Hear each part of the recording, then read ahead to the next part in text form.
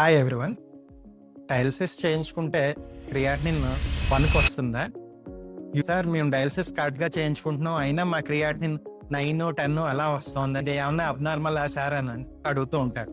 నా పేరు అనిల్ కుమార్. నేను మీ కిడ్నీ డాక్టర్‌ని. యూజువల్‌గా డయాలిసిస్ పేషెంట్‌లకి ఎప్పుడైతే డయాలిసిస్ చేస్తామో ప్రతి డయాలిసిస్‌లో కంప్లీట్‌గా విషాలనైతే తీయం. యూజువల్‌గా ప్రతి డయాలిసిస్‌లో సుమారు ఒక 40-50% ఆఫ్ ద వేస్ట్‌ని మనం బయట తీయగలుగుతాం. టెస్ట్ చేసినట్టయితే ముందు ఒక 10 ఉందనుకోండి, సుమారు 5-6 నార్మల్ కింద కన్సిడర్ చేయొచ్చు.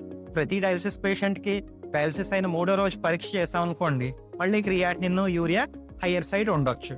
ఈ క్రియాటినిన్ అనేసరికి మన మజిల్స్‌లో తయారయ్యే వేస్ట్ ప్రొడక్ట్.